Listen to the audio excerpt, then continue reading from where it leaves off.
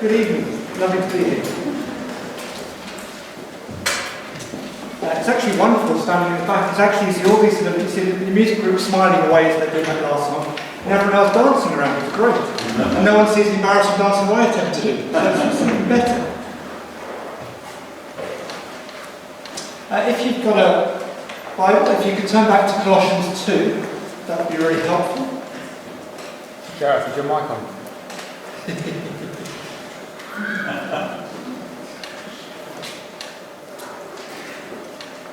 How's that? A bit better?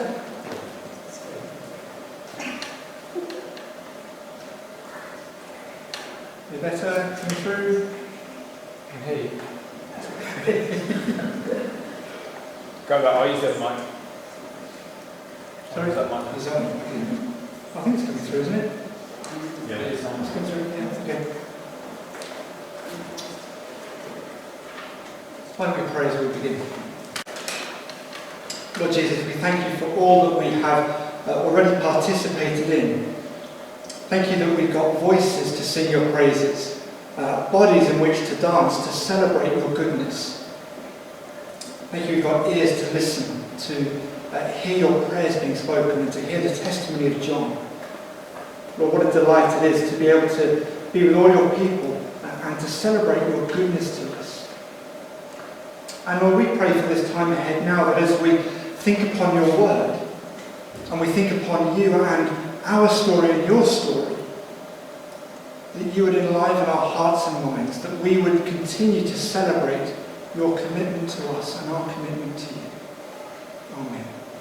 Amen. Do you realise the danger you're in? Do you realise the danger you're in? Every day, even some days, you're in danger. Because every day, and every minute of every day, there are empty philosophies, ideologies, competing worldviews that seek, if you're a Christian, to draw you away from Christ. And if you're not yet a Christian, there's these worldviews, these ideologies that seek to keep you from even thinking about Jesus. Young or old, Christian or not yet Christian, we are all in danger. And that danger is made worse because some of us probably don't even realise that there is a danger. Some of us, most of us, all of us perhaps, can be so caught up in our own worlds, in our own competing ideologies within this culture that we live in, that we don't even realise that we're in danger. If you're not convinced, look at chapter 2 and verse 8, if you would please. Colossians chapter 2, verse 8. Look at what Paul writes there. Writing to Christians, see to it that no one takes you captive by philosophy and empty deceit, according to human tradition, according to the elemental spirits of the world, and not according to Christ. There is a real danger. There are these empty philosophies, these competing worldviews, these competing ideologies that are seeking to draw you away from Christ. And so Paul writes this letter to this young church, to this group of young Christians, before it's too late. Before they get so caught up in all these ideologies and move and drift from Christ, he's writing them to warn them, look, stop. Realise the danger you're in. Realise the peril that you face. And keep connected to Christ. Be established in him. Be rooted in him. Be built up in him, Paul writes in 2 verse 6 and 7. Why? So that you won't fall prey to these empty philosophies. What on earth has this got to do with baptism, you might be thinking? You know, particularly visitors, we've come to a baptism service for John and for a membership service for some others, and here's me talking about empty philosophies and competing worldviews. It just doesn't seem to make sense. Maybe you think you've come to the wrong church. You should have been in the church next door. Well, no, you haven't. Maybe you're expecting a defensive believer baptism. Let's throw those infant Baptist believing praises out of the water. Or maybe you're thinking, well, at least touch on verse 16 of Colossians 2. Circumcision, baptism. Surely you're going to talk about the similarities and the differences. Well, we'll touch on it, but we'll see a far greater view that Paul has. Because you see, while baptism seems to have divided, and will probably continue to divide Christians since baptism came about, Paul has bigger fish to fry. Paul wants to teach us a little bit about circumcision and baptism so that we don't fall prey to these competing ideologies. And so Paul writes this letter to this young church to warn them. And in particular, there are two competing ideologies, two competing worldviews that are seeking to get their grip on this young church. The first, as we'll see in a few minutes, comes from the States. It's a secular one, if you like. And the second one is perhaps you might describe as a more spiritual one. So we've got a secular worldview and a spiritual worldview seeking to get these Christians to give up on Jesus. But Paul writes to them to say, look, stop. You have everything you need in Christ. Look at chapter 2, verse 9, if you will, because Paul magnifies Jesus there. He says, look, if in Christ the fullness of God lives, if the fullness of the deity dwells within Jesus, you've got everything you need in Him. You've got that fullness of life, everything you need for salvation in Jesus. So don't get distracted by these competing ideologies. That in essence is why Paul is writing this book, this letter. And if Christ really is all that Paul makes him out to be in verse 9, then chapter 2 verse 10 follows on, doesn't it? It makes sense. He is therefore head over all authorities, all competing worldviews. And if he's head over them, well, don't come back to anything else. Stick with Christ. Well, let's then look at these two competing ideologies to start with and see how we see similar parallels in our own culture before we see what Paul says about how we cannot fall prey. So let's identify them and then see Paul's defense. So first of all, this state gospel, this alternative gospel that the state was proclaiming, this empty philosophy that Paul says in verse 8. Well, it was a gospel, an alternative gospel offering peace and prosperity. And it was a peace and a prosperity that would come through the cross. Now, don't suddenly think, yes, the cross of Christ. No, this peace and prosperity in the Roman Empire would come through your own cross. Because if you decided not to follow the state's way, well, we'll get peace, we'll hang you on the cross and you can shed your own blood. That's how we're going to achieve peace in this empire. And this prosperity would come as well by following the states. We don't need to think too deeply, do we, to realise that the parallels today are quite similar. Our states, the Western states, the UK is currently offering and saying we can have peace. Ukraine and Russia, of course, is on the news a lot, isn't it? And our government, through the media, are telling us, don't worry, there's not going to be a World War III. All this talk from President Putin is just propaganda, it's empty threats. All this talk about nuclear weapons and having this kind of anti-Western stance is just propaganda. We'll cut off their oil and their gas supplies, and we'll make life difficult for them, but Russia won't retaliate, we're being told. They'll just stick to the Ukraine. I'm no prophet, I'm not pretending to be one. But I think we might be naive if we think that what we read in our own media through our own state is 100% true. So our state offers us peace by living in the West.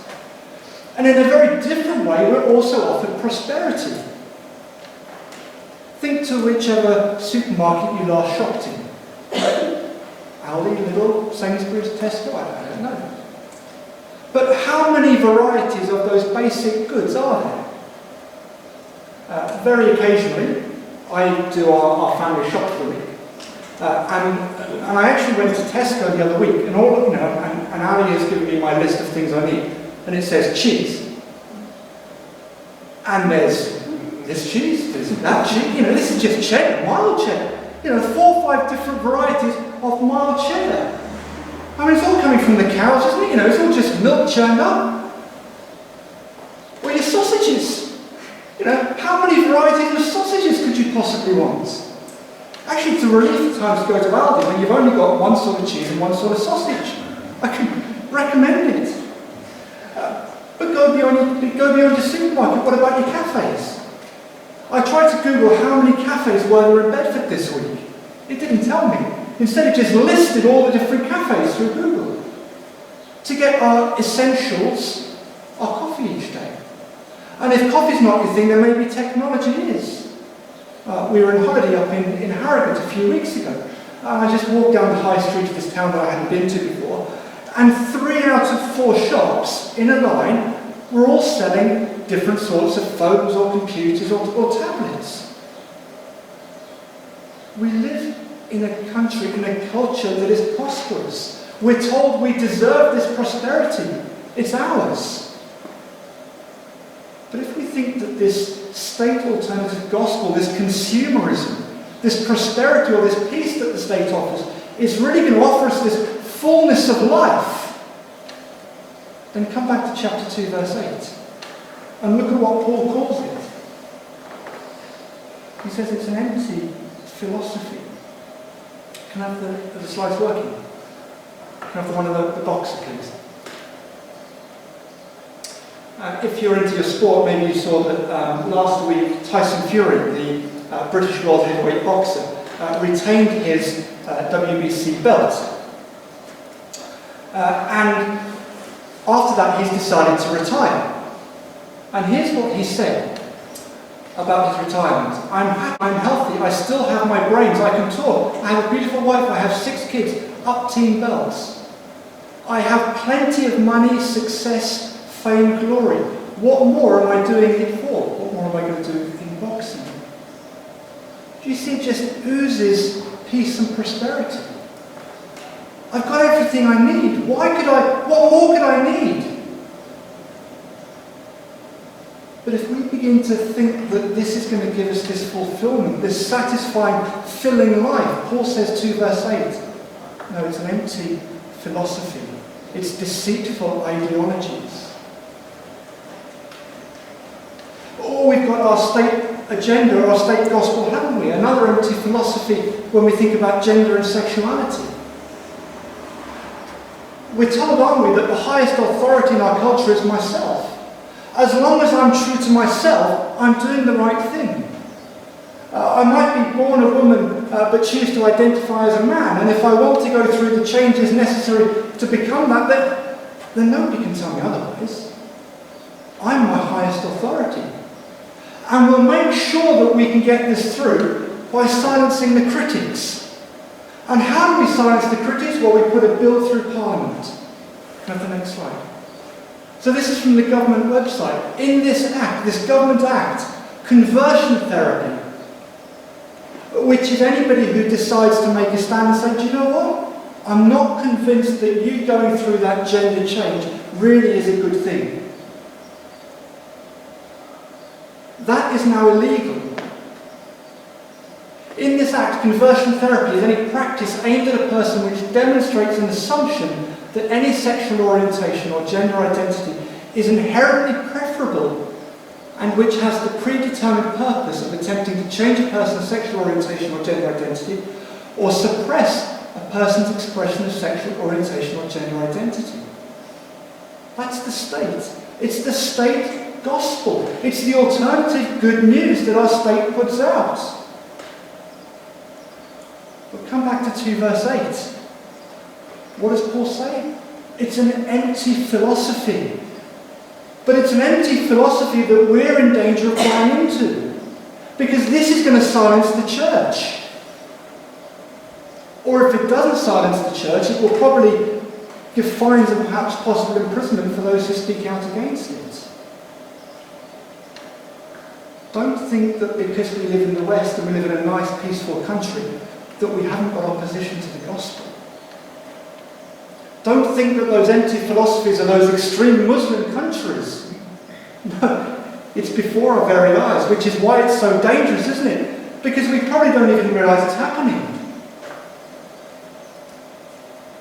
So that's the state-based alternative gospel that seeks to disrupt or take us away from Christ. But there was a second one, there was a spiritual one as well, that was likely to take these early Christians away. It was a form of Judaism.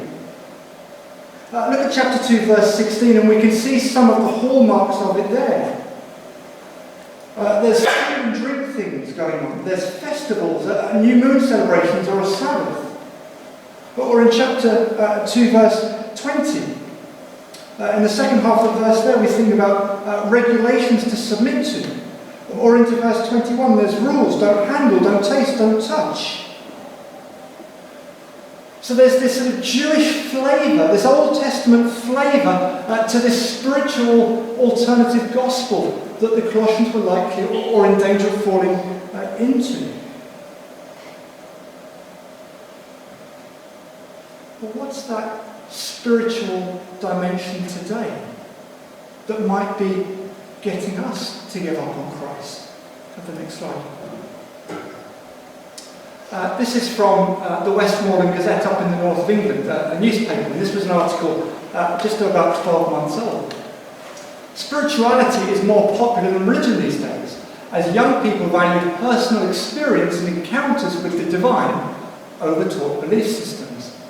Anyone with a drum and a dream catcher can offer shamanism workshop. Learners might try a drug-induced trip. All these can result in authentic, note that, authentic awareness of the divine. Friends, that's our culture today. Down with an authentic gospel, down with Christ and his good news, and up with a vague spirituality that you kind of do what you want with. You know, whether it's shamanism or drugs or yoga or whatever it is. Spirituality is on the up. But again, come back to 2 verse 8. It's an empty philosophy. It's an empty worldview. It's an empty ideology, Paul says. Or if it's not a spirituality, well, what about Islam? Did you know Islam is the fastest growing faith system in the UK? According to the national statistics of 2016, 6.3% of British people identified as Muslim. By 2050, that 6.3% is due to be 17%. In a population of Britain of 65 million today, do the math yourself, I think we're about 15 million people, we're told, will be Muslim by 2050.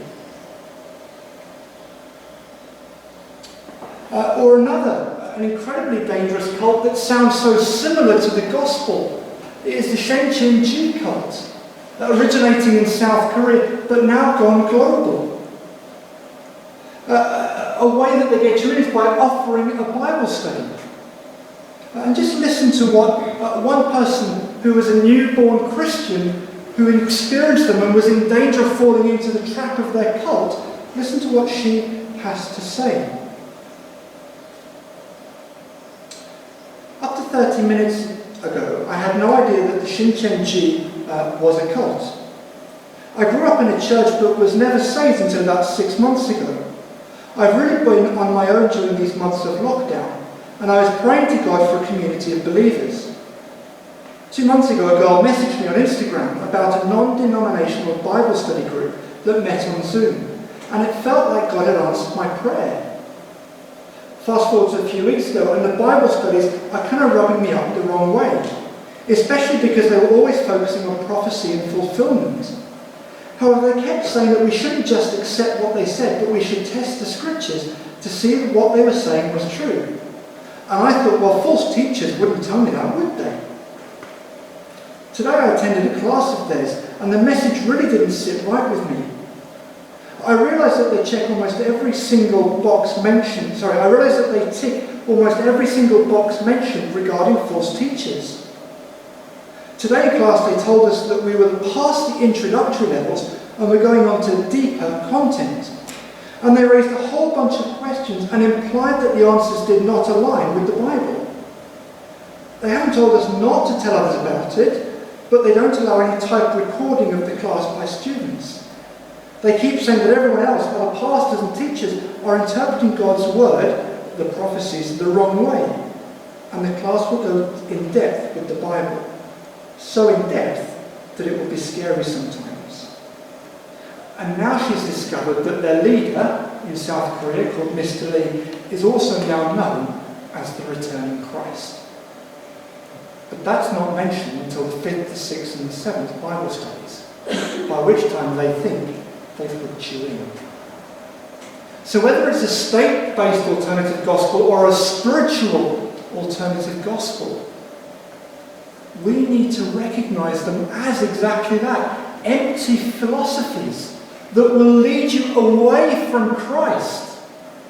They won't, as Paul says in 2 verse 6 and 7, build you up. They won't help you continue to be established in Christ.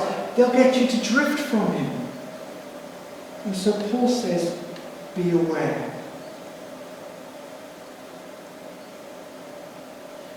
Now the next slide. So how are we going to defend ourselves? How as Christians are we not going to fall prey to these dark arts, to these deceptive philosophies? Well, if you're a Harry Potter fan, you'll know that one of the subjects taught at Hogwarts, the school of wizards and witches, is the defence against the dark arts. These words on the screen are from Professor Snape, one of the professors, one of the teachers of this subject. The dark arts are many, varied, ever-changing and eternal. You are fighting that which is unfixed, mutating. Your defences must therefore be as flexible and inventive as the arts you seek to undo. Now you don't need to like Harry Potter or even prove it to see that the similarities between that and what we've seen with these alternative worldviews is quite similar, isn't it? These empty philosophies, we could say, are many. They are varied, they are ever-changing and eternal. Well, they won't be eternal because Christ will return and destroy them. But we are fighting that which is unfixed, that's mutating. But here's the difference. Our defences is not just about knowing about these alternative worldviews in an abstract way, nor is it experiencing them in order to fight against them. No, we will defend ourselves against the dark arts. We will defend ourselves against these alternative philosophies in two ways.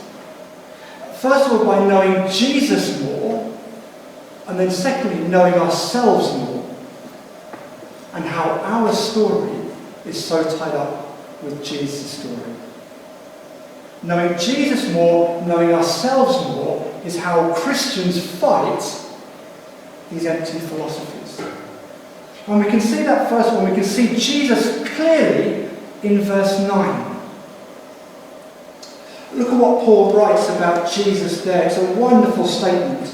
In Him, in Jesus, the whole fullness of deity, the fullness of God, all of God, 100% of God lives in this man, Jesus Christ. If you want to experience the divine, if you want to get in touch with the divine, don't go looking at shamanism. Don't go looking at Islam. Don't go looking at Shen Qin Ji.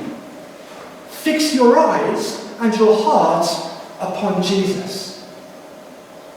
Because Paul says, in Him, all of God lives.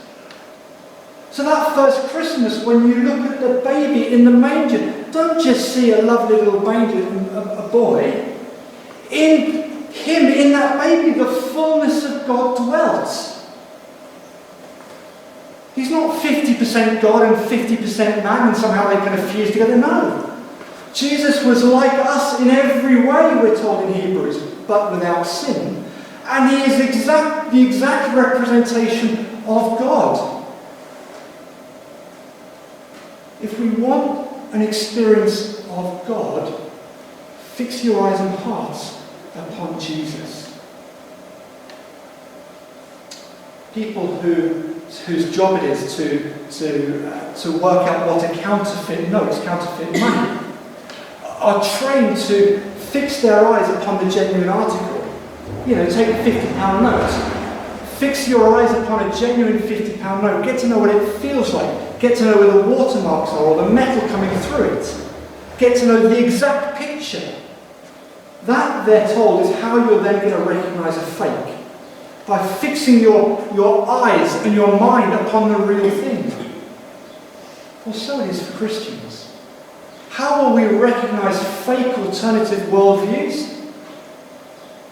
By knowing Jesus far more. By seeing him in all his glory. By seeing that he is 100% God and 100% man. Read through the gospel stories, see his life, and see so clearly that he is clearly God and clearly man. See in his death and see in his resurrection that he really is God and he really is man. In him, Paul says, the fullness of God lives. And therefore it makes sense, doesn't it? Verse 10. If the fullness of God lives in Jesus, then he really is the head above all rule and all authority. There can be no competing worldviews that match, because Jesus is everything we could possibly want him to be. So don't start drifting. Don't start thinking that there's value in these alternative worldviews. There isn't. Jesus is permanently Lord. While these competing worldviews, these competing philosophies, these competing spiritualities will come and go, Jesus won't. Jesus is not like the wind that's here today, gone tomorrow. Jesus and his lordship is here yesterday, it's here today, and it'll be here forever. In him, Paul says, the fullness of God lives. Come to the next picture. Oh, look at this picture for a second. It's the same person, isn't it? But there's a blurriness, isn't there? And then there's a sharpness. You see, if we're not fixing our eyes upon Jesus, if we're kind of presuming, I was baptised like John's going to be, and I've been a Christian a while, I don't really need to worry about the word, the prayer, or thing in the past, we'll get an ever-increasing blurry view of Jesus. We won't see him clearly. We won't fix our eyes on verse 9 and realise that in him the fullness of God lives. What we need is to be like the picture on, I can't work it out, my right, the sharp one. We need a sharp view of Christ, don't we? We need to be constantly coming to him because we're being bombarded with these empty philosophies each day. Fix your eyes upon Christ, see him clearly, and we won't be led astray by these competing worldviews. So do you see Christ clearly today? Do you see him as Paul did? And if not, is it because reading the Bible has just become just a bit ordinary, isn't it? There's YouTube these days, that's a better option. See Christ clearly. And then secondly, look at verse 15. See Christ's work clearly. See Christ clearly, and then verse 15, see Christ's work clearly. Paul writes that Christ disarmed the rulers and the authorities, that he put them to open shame. He triumphed over them on the cross. You see, the cross was not a demonstration of weakness as the state saw it, as the Roman Empire saw it. It was a demonstration of great power. It was a triumph. Christ triumphed on the cross over those competing ideologies, whether it be state or whether it be spiritual, whether state or secular. If you were born like I was in the late 70s, or if you were born in the 80s and you're a teenager in the 90s, you'll probably remember that wonderful song by Alanis Morissette, Ironic. Now, I won't embarrass everybody, including myself, by singing it, but I'll go through some of the words. He says, trying to sing it in his head. A man who wins the lottery, 98 years old, dies the next day. It's like rain on your wedding day.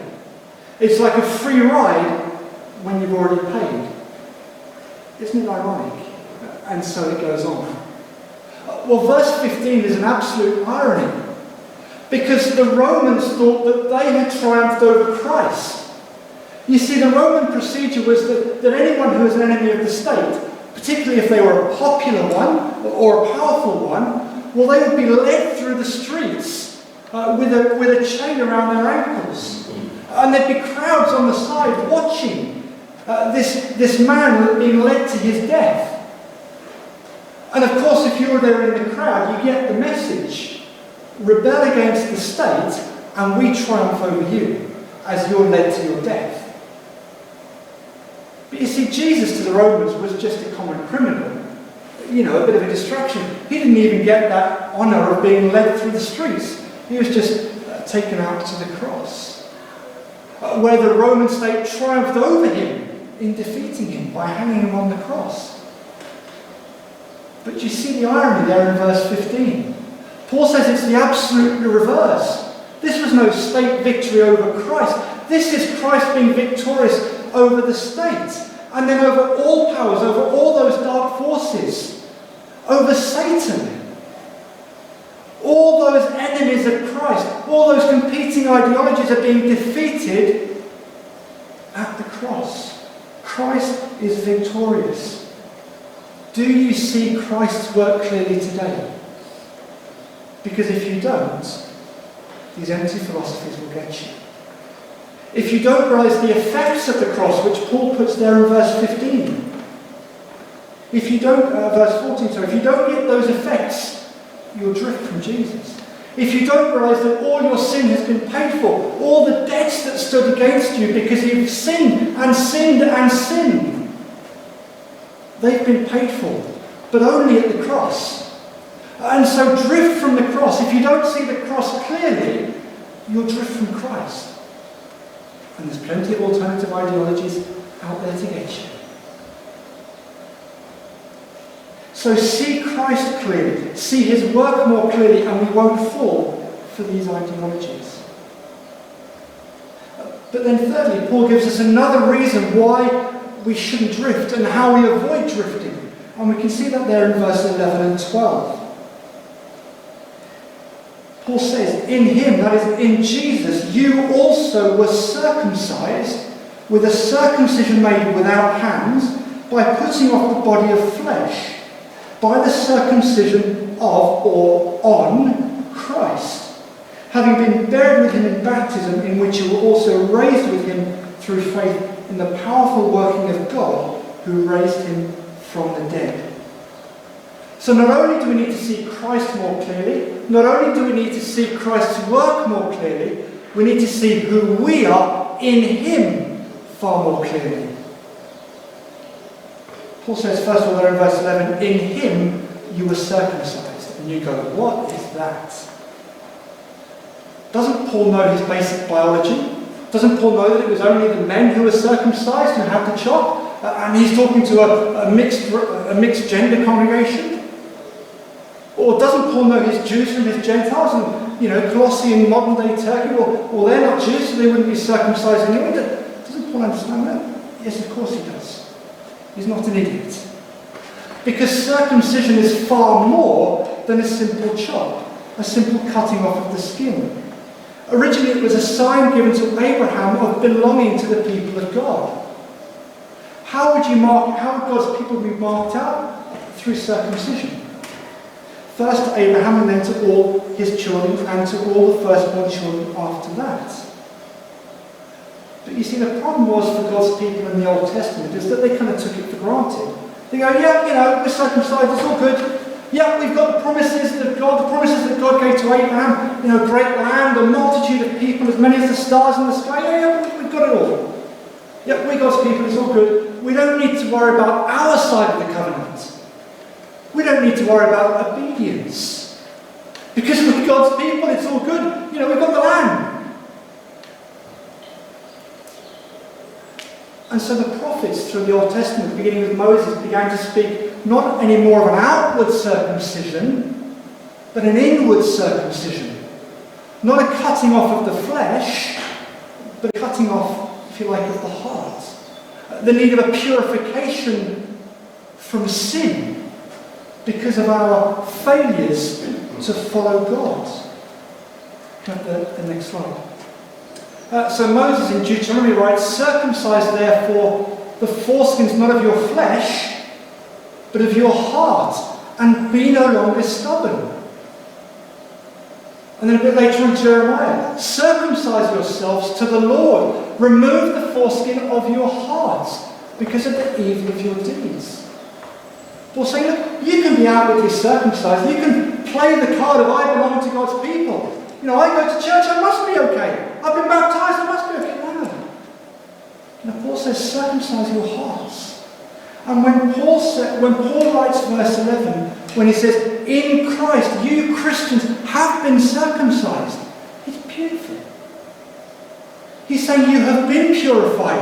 Your sin has been cleansed. Not because of an outward act, but because of what Jesus has done. When? At the cross. When he paid for your sin.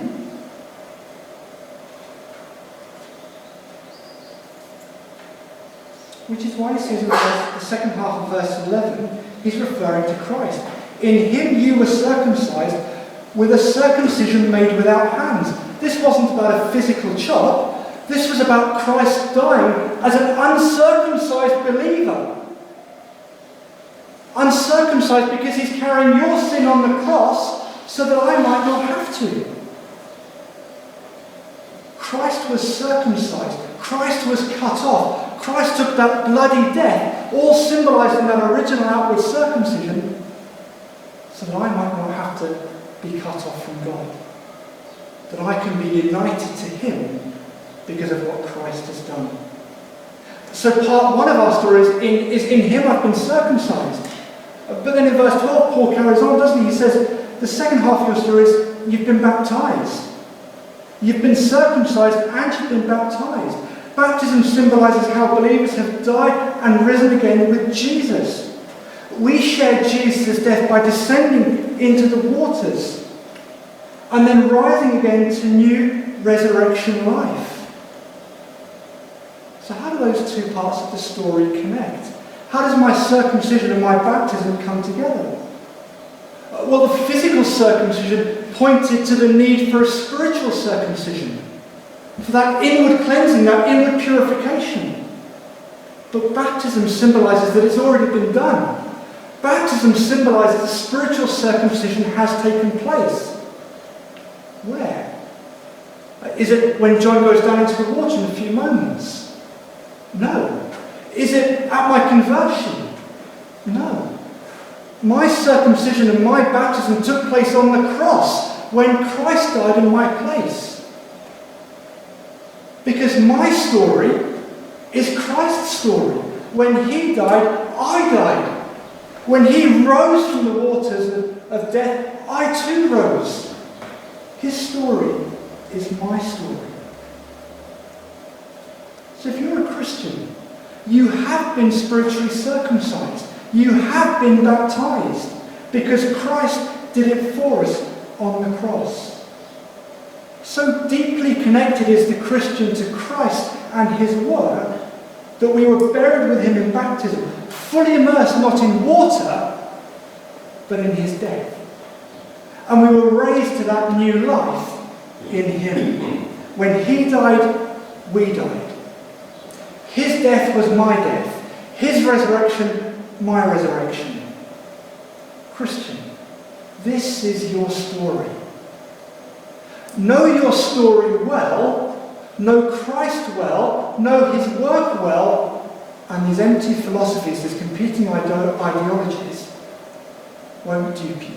They won't trick you. When we see that we've been circumcised and we've been baptized with Christ, our unity is so strong, competing ideologies will just fall by the wayside. Let me finish by just reading a little bit of a book. It's called Colossians Remixed. And in sections, it's a paraphrase for modern day Christians of his letter, Paul's letter. Can I have the slide? You know whose grand story has set you free, don't you? Remember, in Christ you have died and were buried and have been raised to new life. His story is your story. Your identity and destiny are inseparably tied to the story of Jesus. And there's more to this story. The risen one is the ascended one sitting at the right hand of God. If you've been raised with Christ, then allow your imagination, your vision, your hope to be set on and directed by this image of kingly and restorative rule. How will we not fall prey to those competing ideologies?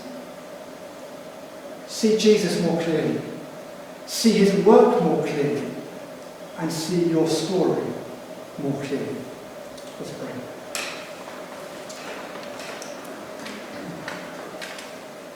Just a moment for you to think and for the Spirit to speak to you.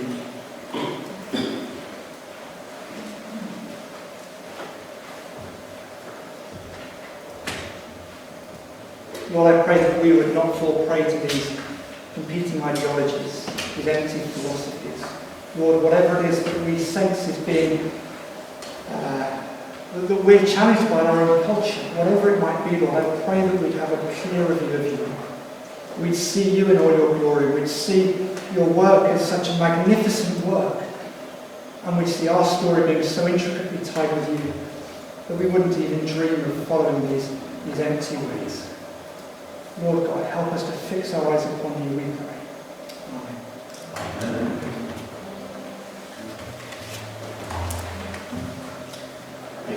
Amen. We'll sing a song together now. The children will come back. After this song, we'll just head up, make our way here, and then we'll have our baptism time. But let's sing a song to reflect on what we just heard about. Oh,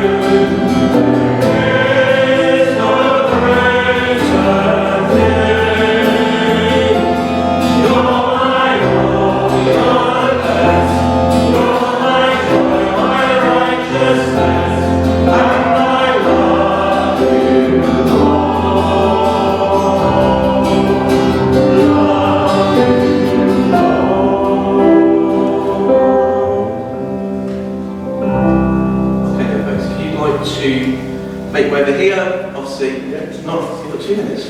Oh, you've got your bit to say. Hang on. Have a seat. Grab a seat. Oh, yeah.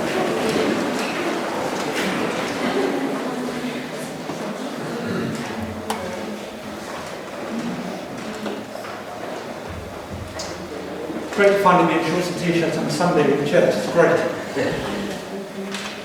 So we're going to be baptising John in a few moments, and then we're going to bring into membership some of our congregation, which is wonderful. So when you think about why we should be baptised, let me read from you from Matthew's Gospel, and this is where Jesus was baptised. So Jesus came from Galilee to the Jordan to be baptised by John.